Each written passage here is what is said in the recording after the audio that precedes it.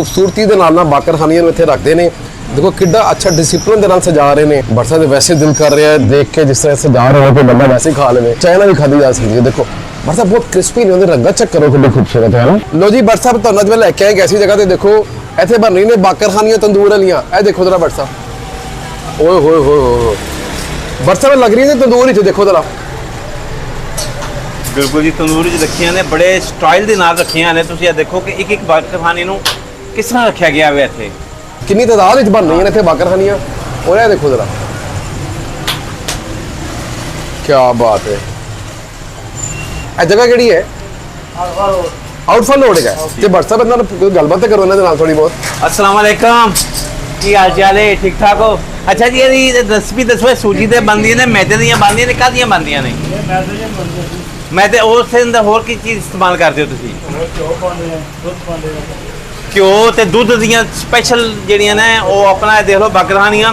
तुसीं बड़े बड़े स्टोरां दे बाकरखानियां खादियां होणगियां, गोल बाकरखानियां होंदियां ने, खताई बाकरखानियां होंदियां ने जनाब, टाई बाकरखानियां होंदियां ने और लम्मियां बाकरखानियां। लेकिन यह बाकरखानी स्पैशल इत्थे आउटफॉल रोड ते बनदियां ने, बहुत ही खूबसूरत। और तंदूरी बाकरखानी है? हाँ जी तंदूरी बाकरखाने की यार दो सज्जन बेली जेडे भी बाकरखाने के शौकीन ने, बड़े Hong Kong, Taiwan, Singapore, Korea, China जितने भी लोग इत्थे आन वो बाकरखानी जरूर ट्राई करन। चाह दे नाल किहदे नाल खावे बंदा? चाय ना खाओ, दूध ना खाओ। बरसा अच्छा बरसा तुहानू पता है जिहड़ी बाकरखानी है ना तंदूरी, ये बड़ी यूनिक जी बाकरखानी है, पता है? बेशक और लोग बड़ा लाइक करते हैं इस बाकरखानी नू, और ये बड़ी घट जगह तो मिलती है, पता तुहानू? हाँ जी ए ना अक्सर असीं जदों छोटे होंदे सां किते गांव जांदे सां ना ते बाकरखानियां तोहफे दे तौर ते लोहरों लैके जांदे होंदे सां। इसे तरह जेहड़े लोग बाहरों आंदे ने ना वो इहो जिहियां चीज़ां बाहर नहीं मिलदियां, वो घट ही मिलदियां, कि पैकिंग वाली चीज़ मिलदी है कि वो पाकिस्तान आके ए बाकरखानियां खांदे ने। अच्छा जी तुसीं आर्डर ते भी बनवा दिंदे हो? हुण आर्डर ते बन रही है कि वैसे बन रही है? अच्छा वैसे ला रहे हो, सही है सही है। ते रोज बनाते हो सर? अच्छा अच्छा जी कीमत की है वो भी दस दो सान के कितने की मिलेगी? 600 रुपए दर्जन है, 50 रुपए की एक मिलेगी और खालिश अज्जा इस्तेमाल करते हैं। और भी काफी जगह बाकरखानियां देखी ने, लेकिन जो इत्थे आके मैं स्टाइल लगा बहुत अच्छा है ना। ए देखो जी हुण असीं तुहानूं ट्राई करके दस रहे हैं।